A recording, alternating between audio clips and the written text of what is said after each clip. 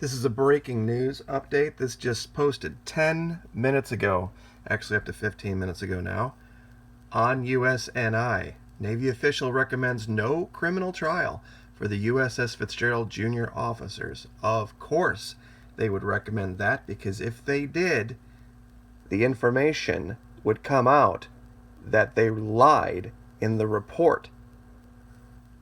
They are trying to throw this commander under the bus, the guy that was asleep allegedly, and all they're going to do is kick these two out of the Navy. Let's read what this says.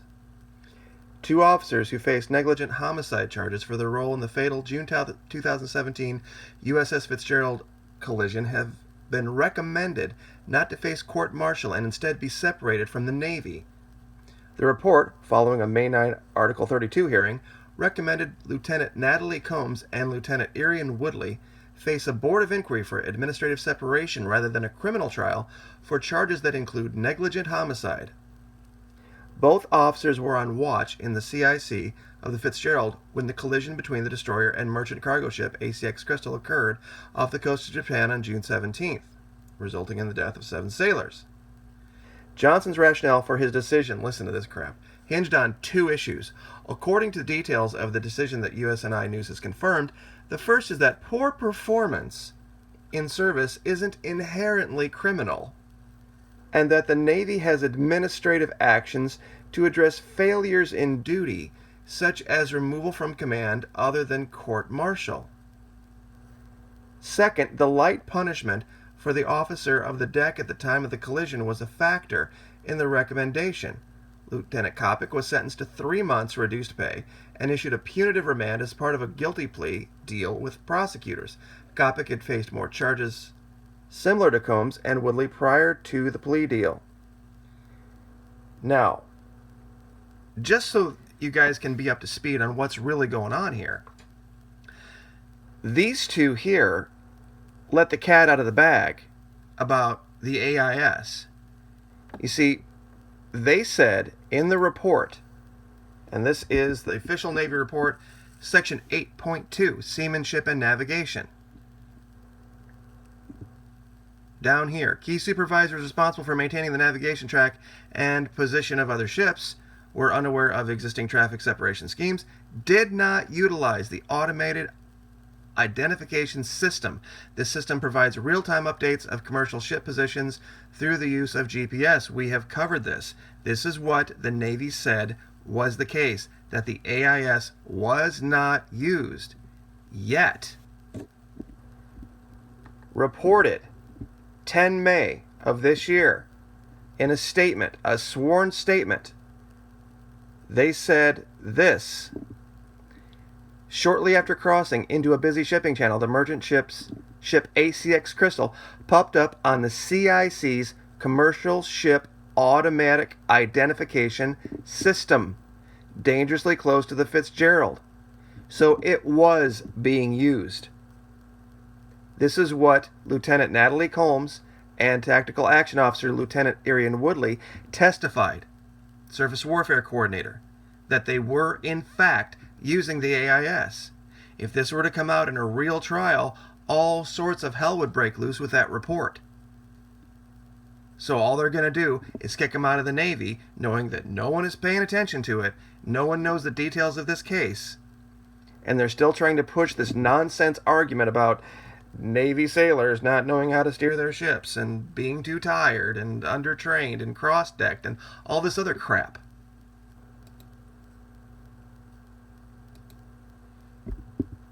And the only one who's going to take the bullet for this is going to be this guy, who was allegedly asleep at the time, only having been in command for 30 days. I wonder if he had been in command for 3 days, if they would have been doing this. What if he had been in command for 3 hours? Would that make a difference? See, this is the ridiculous part of this story. And now, instead of letting all of the information come out in trial and letting people who were actually on the ship who have already made statements that would lead us to believe that maybe something else happened, what are they going to do? They're just going to kick him out of the Navy. Unbelievable. Absolutely unbelievable. And this is, like I said, this is June 8th this year. Today, basically, 2:55 p.m. They just broke this, and I just can't even speak right now. This is what the Navy's going to do. They are going to toss this guy in prison and then run some bullshit story about how he shouldn't have been asleep. And even if that's the case, why would they lie? I mean, my goodness, how many lies have we caught these people in? I mean, right in their report. Let's go back to the report for a minute, since we're here. Right above this, it says watchstanders performing physical lookout duties did so only on Fitzgerald's left port side and not on the right starboard side, where the three ships were present with risk of collision. But literally, right down here in the timeline of events,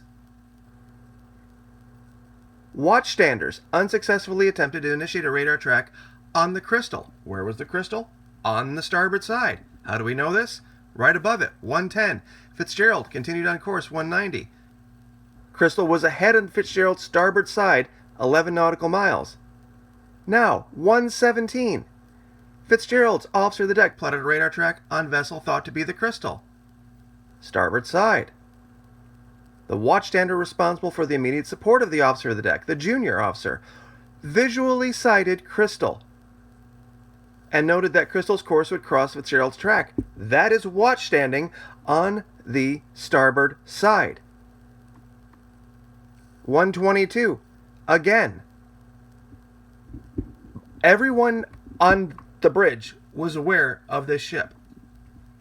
What they're lying about, which we could also glean from this other article here where we're talking about them not knowing about, or excuse me, unaware of the approaching ship until seconds before collision, is this huge lie about the camera.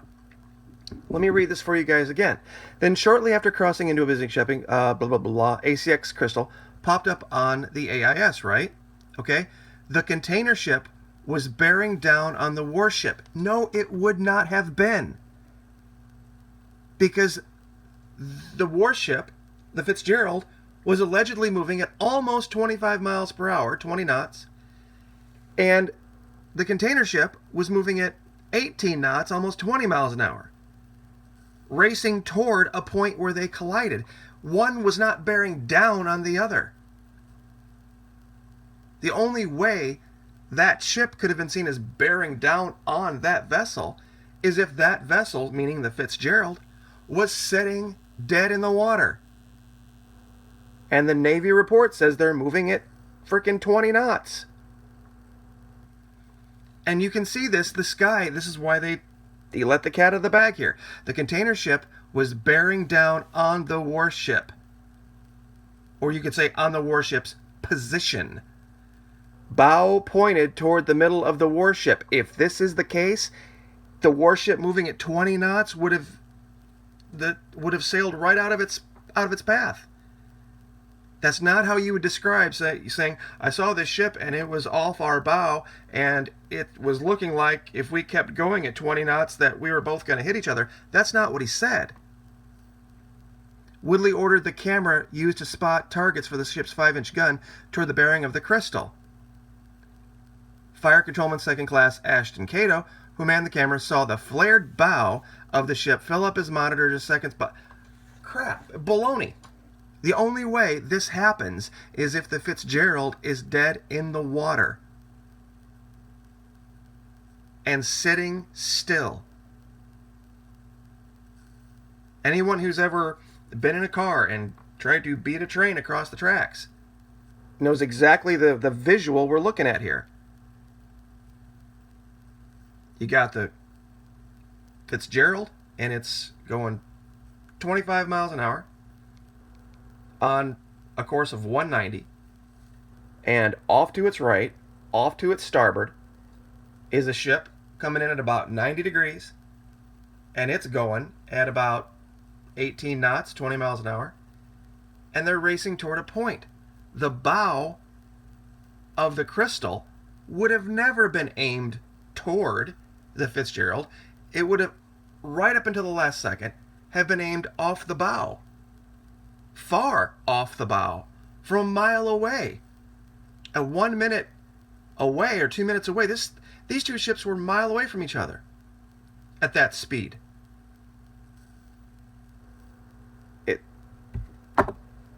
I don't even know what more to say. And now they're not even going to let this come out at trial.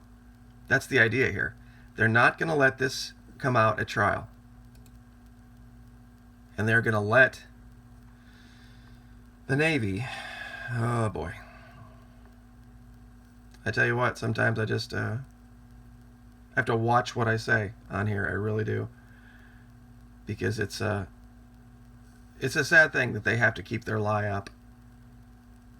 That they can't just let us know the truth of what happened. And let us deal with it. These are our public servants. These are our sons and daughters. And 17 of them are dead in peacetime. If this was war, if this was operations, if this was something where there were things going on that they don't need us to know about, okay, I get it. I was a soldier, I understand. But that's not what this is. This was just, and I'll leave with this.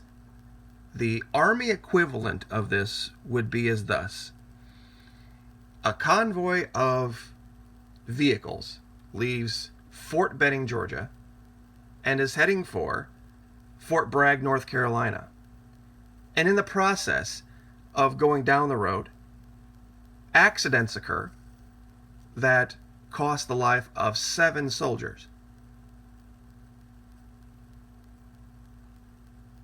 Car accidents. That's what they're saying. That they were so poorly trained that they could not even drive a stick shift down the road without running into a semi-truck. Military trained drivers. That's what they're saying is the case here. That would be the Army equivalent. It is beyond ridiculous. And we need to get this out. We really do. Because it's not right. I mean, I know there's a lot of things out there that aren't right, but this is one of the things that actually rises to the level of almost criminal. What they're going to try to do here. So I'll leave it there. 13 minutes. But anyway, USNI, the Navy is now just going to separate these 2 junior officers that actually told the truth. Like, share, subscribe.